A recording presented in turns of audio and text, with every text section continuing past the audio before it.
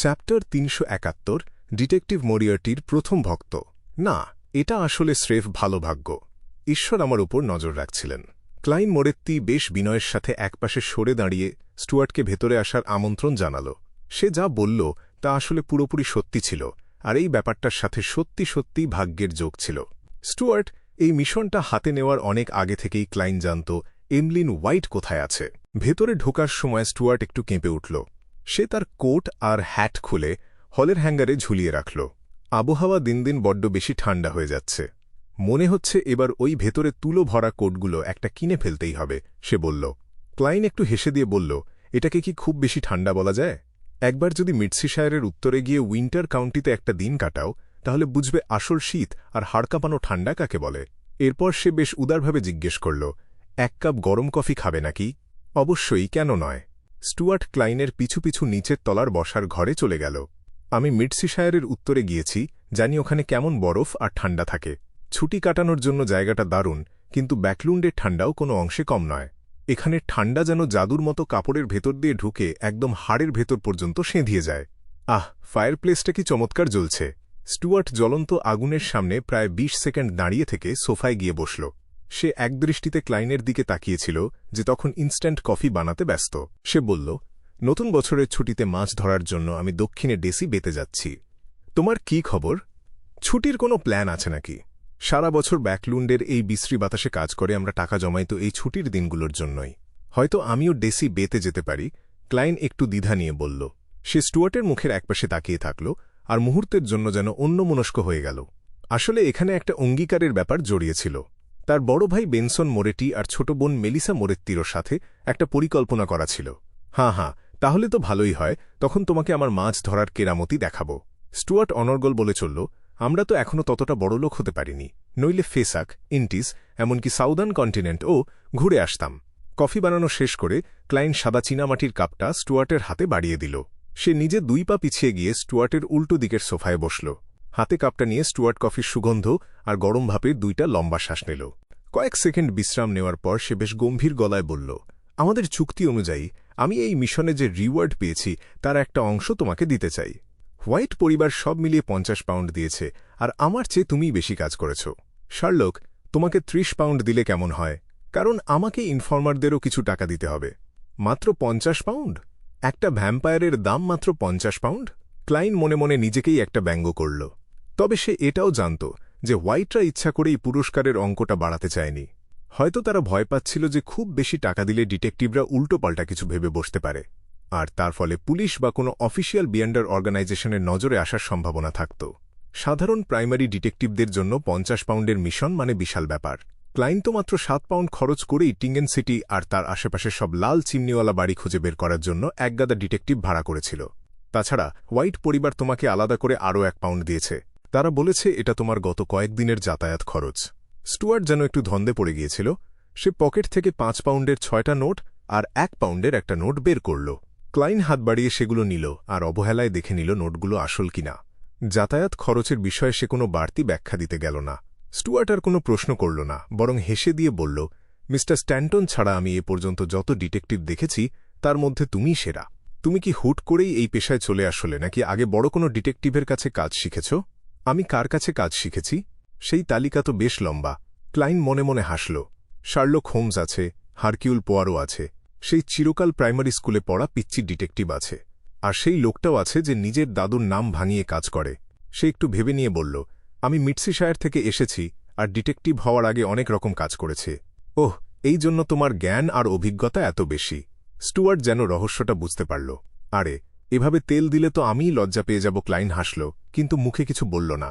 Stewart কফিতে একটা চুমুক দিয়ে বলল, শার্লক, আমি আশা করি ভবিষ্যতে আমি যদি কোনো কঠিন কেসে পড়ি যা একা সমাধান করা সম্ভব নয়, তখন তুমি আমাকে সাহায্য করবে। যাক, ডিটেকটিভ সার্কেলে আমার জানাশোনা আরও বাড়ছে। ক্লাইন সতর্কভাবে উত্তর দিল, যদি হাতে সময় থাকে তবে অবশ্যই দেখব। কিছুক্ষণ আড্ডা দেওয়ার পর স্টুয়ার্ট মার্জিতভাবে বিদায় নিল, আর ক্লাইন তাকে দরজা পর্যন্ত এগিয়ে দিল। কোট আর হ্যাট পরে স্টুয়ার্ট যখন দরজা খুলে বের হতে যাচ্ছিল, তখন হুট করে ঘুরে দাঁড়িয়ে খুব আন্তরিকভাবে বলল, শার্লক, তোমার জীবনযাপন বড্ড বেশি সাদামাটা। তোমার মতো প্রতিভাবান মানুষের আরও ভালো মানের কফি খাওয়া উচিত। ক্লাইন এক মুহূর্তের জন্য থতমত খেয়ে গেল, আর পরক্ষণেই একটু অপ্রস্তুত বোধ করল। সে শুকনো হাসি হেসে বলল, আমি আসলে কফির মান ততটা বুঝি না। সব কফি আমার কাছে একই রকম মনে হয়। স্টুয়ার্টকে বিদায় করার পর ক্লাইন মাংসের দোকানে গিয়ে কিছু হাড় আর গরুর মাংস কিনল। এরপর সবজির দোকান থেকে সাদা মূলা আর যা যা মশলা লাগবে সব কিনে নিল। সে ঠিক করেছে রাতে গরুর মাংসের হাড় আর মূলা দিয়ে স্যুপ বানাবে, আর সাথে থাকবে আগের বেঁচে যাওয়া ভাত। আর দুপুরের জন্য সে রাস্তার পাশের একটা সাধারণ রেস্তোরাঁ থেকে এক সেট ল্যাম্ব চপ খেয়ে নিল। দুপুরটা বেশ আয়েশ করে কাটানোর পর ক্লাইন আবার বুক অব সিক্রেটস পড়া শুরু করল। সে যতই পড়ছে ততই বুঝতে পারছে যে মিস্টিসিজম সম্পর্কে সে কত কম জানে। ভাগ্য ভালো যে তার ভিতটা আগে থেকেই বেশ শক্ত ছিল, তাই নতুন কোনো বিষয়ের মুখোমুখি হলে বা একটু চিন্তা করলেই সে দ্রুত সবকিছু ধরে ফেলতে পারছিল। সন্ধ্যার দিকে মাংসের হাড়ের ঝোলের গন্ধে ক্লাইনের জিভে জল চলে আসল। ঠিক তখনই দরজার বেলটা আবার বেজে উঠল, যেন রাতের খাবারের সংকেত বাজছে। ক্লাইন ঢোক গিলে দরজার কাছে গিয়ে হ্যান্ডেলটা ধরল। তার মাথায় আগন্তুকের চেহারাটা স্বাভাবিকভাবেই ভেসে উঠল। সেটা ছিল সেই সুদর্শন, কিন্তু খুব একটা পুরুষালী নয় এমন লাল চোখের ভ্যাম্পায়ার এমলিন হোয়াইট। একে তো একদমই তাড়া দেওয়ার দরকার নেই দেখছি কি কথার দাম লোকটার। ক্লাইন দরজা খুলে হাসল। শুভ সন্ধ্যা মিস্টার হোয়াইট।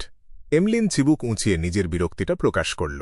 সে কিছু একটা বলতে যাচ্ছিল, কিন্তু ক্লাইন তার গায়ের বাদামি রঙের ফাদারদের আলখাল্লাটার দিকে তাকিয়ে মুচকি হেসে বলল, এইমাত্র হারভেস্ট চার্চ থেকে আসলে বুঝি।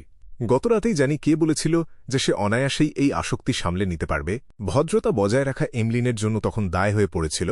সে দাঁত কিড়মিড় করে বলল, ওই বুড়ো লোকটা। ধ্যাত তেরি, এই ইডিউসিং সাজেশন থেকে আমি কিভাবে মুক্তি পাব? ক্লাইন কোনো উত্তর দেওয়ার আগেই সে তার গায়ের জামাটা একটু ঝেড়ে নিয়ে গম্ভীর গলায় বলল, চলো, তোমার রোগীর কাছে নিয়ে চলো। আমার জন্য একটা দারুণ ডিনার অপেক্ষা করছে। কথাটা বলার সময় সে যেন অবচেতনভাবে একটু ঘ্রাণ নিল, যেন কিছু একটা শুঁকছে সে। ক্লাইন আর কথা না বাড়িয়ে তার কোট আর হ্যাটটা তুলে নিল। ঠিক আছে, চলো, তোমাকে এখনই সেখানে নিয়ে যাই। দরজা বন্ধ করে কয়েক পা হাঁটার পর সে সাবধানে জিজ্ঞেস করল, তোমার কি ডাক্তার হিসেবে প্র্যাকটিস করার সার্টিফিকেট আছে? নইলে আইনজীবী ইউরগেনকে আমি কিভাবে বোঝাবো যে তার দাদি ম্যাডাম ডরিস যেন তোমার দেওয়া ওষুধটা খায়? এমলিন আকাশের দিকে ৪৫ ডিগ্রি কোণে তাকিয়ে বলল, আমার যোগ্যতা প্রমাণ করার জন্য ওই সব কাগজের দরকার পড়ে না। ক্লাইন ভ্রু কুঁচকানোর আগেই সে ক্যাজুয়াল ভঙ্গিতে যোগ করল, ওটা পাওয়া তো খুব সহজ, নিয়মকানুন মেনে আবেদন করতেই আমাকে সহজে দিয়ে দিয়েছে। তার বলার ধরন দেখে মনে হচ্ছে সার্টিফিকেট পাওয়াটা নিয়ে সে বেশ গর্বিত। ক্লাইন কোনো কথা না বলে হাসল। সামনের ভেজা মাটির দিকে তাকিয়ে এমলিন হঠাৎ বলল, জানো, ব্যাকলুন্ডের কোন জিনিসটা আমার সবচেয়ে বেশি ভালো লাগে? কোনটা? ক্লাইন খুব একটা কৌতূহল না দেখিয়েই জিজ্ঞেস করল। এমলিন একটু হেসে বলল, এখানের এই সারাক্ষণ মেঘলা আর কুয়াশাচ্ছন্ন আকাশ যা সূর্যকে ঢেকে রাখে। এর ফলে আমি দিনের বেলাতেও কোনো অস্বস্তি ছাড়াই বাইরে ঘুরতে পারি। এই বিশ্রী বাতাসটা ছাড়া বাকি সব বেশ ভালো। তার মানে সূর্যের আলো সত্যি ভ্যাম্পায়ারদের ক্ষতি করতে পারে? ক্লাইন মনে মনে ভাবল, ভালোই হয়েছে যে আমি কাল রাতে এই কথাটাই ভেবেছিলাম আর সাথে করে সানব্রোজটা নিয়ে আসিনি। নইলে হয়তো এমলিনের সাথে কথাই বলতে পারতাম না। ক্লাইন যেন একটা রহস্য উদ্ধার করল। কথা বলতে বলতে তারা ইউরগেনদের বাড়ির সামনে পৌঁছে গেল আর ক্লাইন দরজার বেল টিপল। কিছুক্ষণ পর দরজা খুলল আর ম্যাডাম ডরিস, যিনি ঘরের ভেতরেই বেশ ভারী শীতের কাপড় পরেছিলেন, অবাক হয়ে বললেন, আরে মিস্টার ডিটেকটিভ, আপনি এখন আসবেন ভাবিনি তো। ব্রোডি নামের কালো বিড়ালটা একপাশে গুটিসুটি মেরে বসেছিল আর সতর্ক চোখে এমলিনের দিকে তাকাচ্ছিল। বোধহয় সে এমলিনের মধ্যে অস্বাভাবিক কিছু টের পেয়েছে। ক্লাইন তার পাশের ভ্যাম্পায়ারকে দেখিয়ে পরিচয় করিয়ে দিল, আমি একজন ডাক্তারের সাথে পরিচিত হয়েছি যিনি ফুসফুসের রোগ সারাতে বেশ দক্ষ, তাই তাকে নিয়ে এসেছি আপনাকে একটু দেখানোর জন্য। পরিচয় করিয়ে দিই, ইনি হচ্ছেন ডাক্তার এমলিন হোয়াইট। তাই নাকি? তুমি এখনও এটা মনে রেখেছ? কত ভালো ছেলে গো তুমি। ডরিস খুশি মনে তাদের দুজনকে ভেতরে ডাকলেন। ছেলে ক্লাইনের ঠোঁট একটু কেঁপে উঠল, কিন্তু সে শেষ পর্যন্ত কিছু বলল না। বসার ঘরে যাওয়ার পথে এমলিন ফিসফিস করে ক্লাইনকে বলল, রোগীর ফুসফুসের সমস্যাটা আসলে এমন পর্যায়ে গেছে যা আর ফেরানো সম্ভব নয়। তার বয়স অনেক হয়েছে আর শরীরও খুব দুর্বল। আমি ওষুধ দিলেও সে বড়জোর এই শীতটা পার করতে পারবে। ৩ থেকে ৫ বছরের বেশি সে বাঁচবে না, যদি না তাকে রূপকথার মতো কোনো অমর হওয়ার পানীয় দেওয়া হয়। এছাড়া আর কিছুই করার নেই।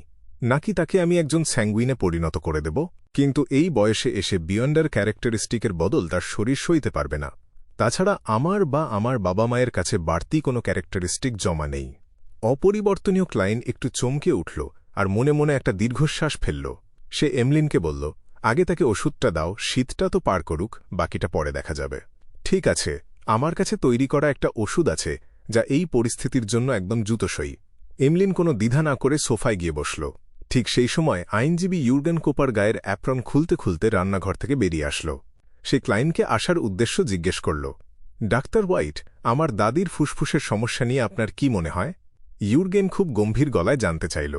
এমলিন এই সব পরিস্থিতিতে খুব অভিজ্ঞ, সে আগে ফুসফুসের রোগের আদিঅন্ত ব্যাখ্যা করল।